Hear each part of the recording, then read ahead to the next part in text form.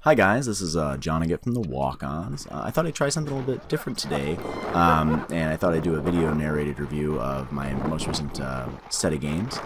So if this is something you really like, let me know. I'm trying to experiment a little bit, make it a little bit more exciting or fun when you're watching the videos.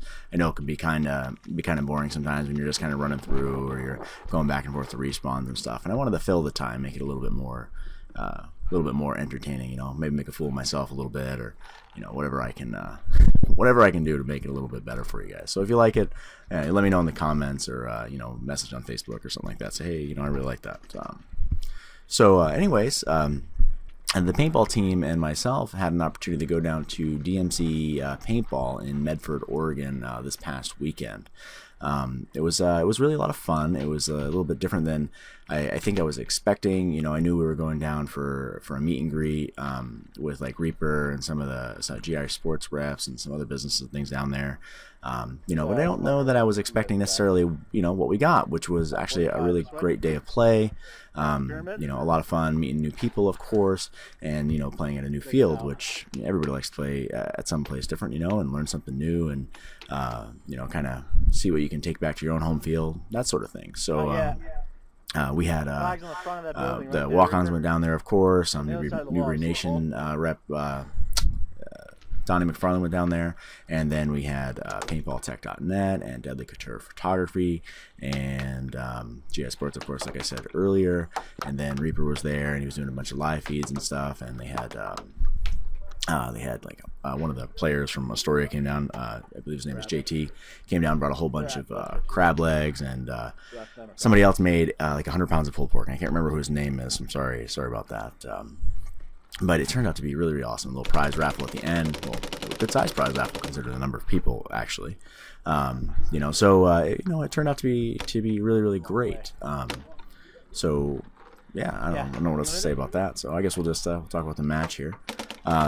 So this part of the field, there's an upper field, and there's a speedball field, and then the lower field's like their woodsball field. And a large portion of the lower field was flooded, like really flooded. We're used to playing in like knee deep water and things like that at the swamp, but this was like waist deep. Some places like shoulder deep. It was, not something that we were going to be playing in. So that was a little bit disappointing, of course. But the weather's the weather. Can't really control it. But by the way, it's like 10 degrees or 12 degrees all day this day, so it's pretty cold. If that adds to the ambiance of the video a little bit. Unfortunately. So anyways, we're playing on this upper field here, and when we're playing on the field, it's kind of a smaller field up here. I'm at the 50-yard line, I guess. We're playing a center flag match where there's 3 flags. There's we'll call it the north flag, which is where I am right now. Then there's center flag in the middle, and then there's we'll call it the south flag. So I ran off here on the break, got here pretty quickly. It wasn't a very long run. And then there's also, I forgot to mention, there's a respawn in the middle at the 50, set a little bit further back for each side. But then once you captured like the north side flag or the south side flag, there's an additional respawn at the same distance, but on the south side or on the north side. So that was kind of nice, but it was really, really close. You'll see when I shoot around the corner over here, I'll be able to point out a little bit. Like you can shoot to the respawn from where I am here. So it's it was a little tough because like, what do I do? Do I like run back there and just try to get right on top of that spawn and stop people from having a good time, or we're kind of like, yeah, what's that moral boundary? So. Anyways, I chose to stay here, play this 50 mark here, and the player that I've been shooting at down there, he's just out of reach. The balls are falling at his feet, but I wanted to kind of keep his attention, kind of looking at me, so maybe somebody closer might get him while he's distracted, or anything like that. Just kind of keep his concentration off, because I wasn't really going to be able to hit him. They were just falling unless I got like a really, really lucky. Really lucky long ball that went down there and popped him or something, but that did not happen. So here I'm talking to a teammate. He just pulled the flag in front of us. It's actually in the front of the not the plywood that my hand's on, but the plywood after. It's in the front on the outside.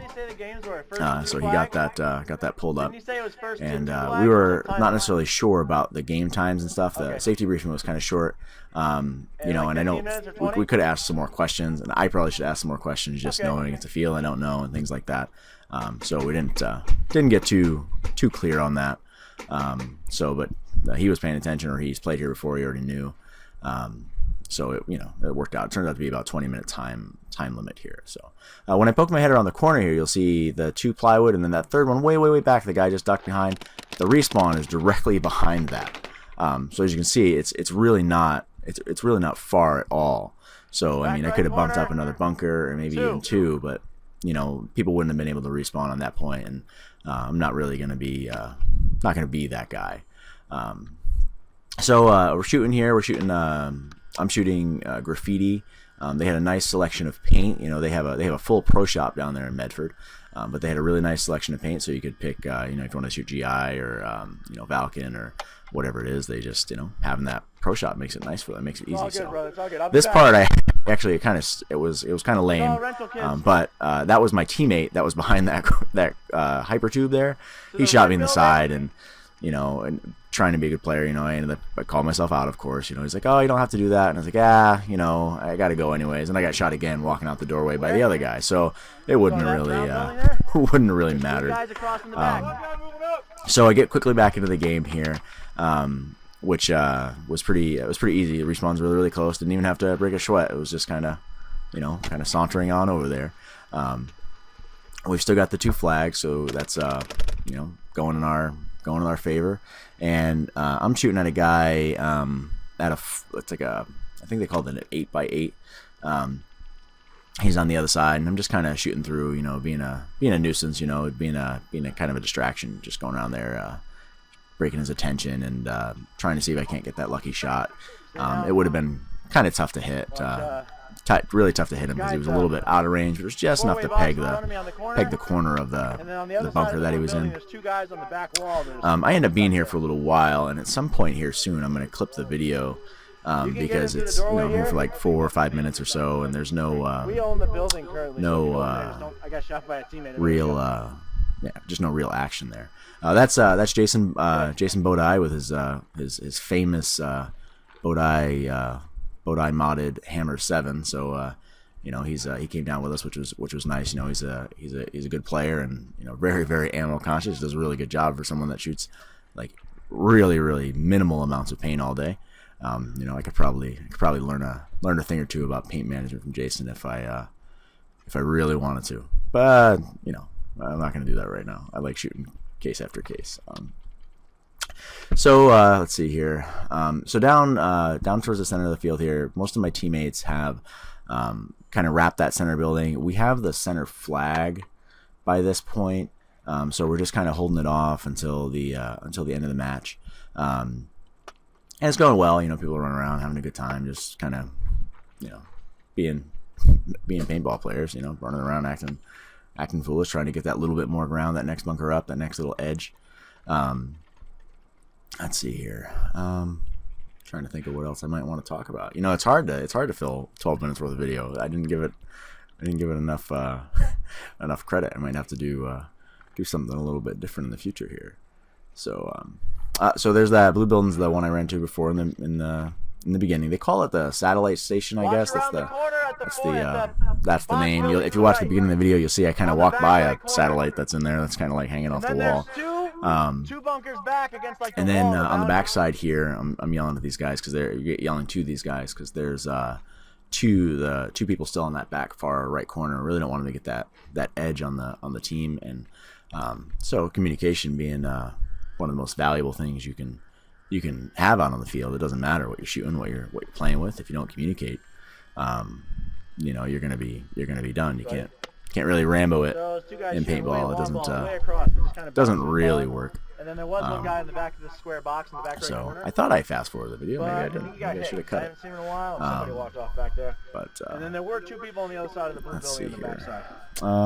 Oh yeah, I did cut it. All right, so so it'll switch over here in a minute, and we're gonna be going to the. I kind of go around the corner, and I decide, you know what? Hey, I'm gonna go over to this go back to the blue building where I was at because I liked it over there.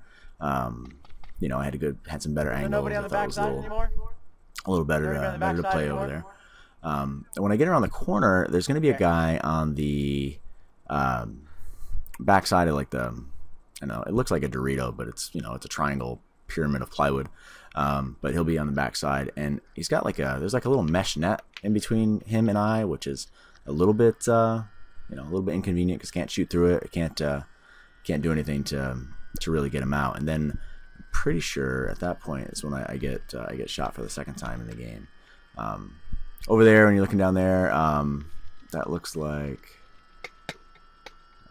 one of my teammates, Anthony Rodriguez, and I don't know who the other person was. I couldn't quite tell, but you can see we got the guy in the back corner here. We got the guy at the spools, and we got a really good lockdown on the actual field. So, and the field wasn't actually too bad up here. It wasn't too muddy. It wasn't too you know, too slippery or anything like that. It was you know, pretty well drained. I mean, of course, it was cold and slimy and everything. It's a paintball field, but so now you'll see it when we go around the corner here, and the guy is right. That like black thing on top of the plywood there. It's like a mesh net, and I thought maybe I might be able to shoot through it. You know, kind of some of those old brittle pieces of paintball stuff out there on the field, but I wasn't so lucky this time. And then we just exchange a little bit here and there, and then I don't remember where I actually get hit. The loud buzzing you hear is my fan. I have like an Easy Creations fan kit, but I have an oversized battery on it, so it kind of hums a little bit. And then I had a short, so it kind of like sputtered on and off. I fixed it when I got home, but it was a little bit of a nuisance there.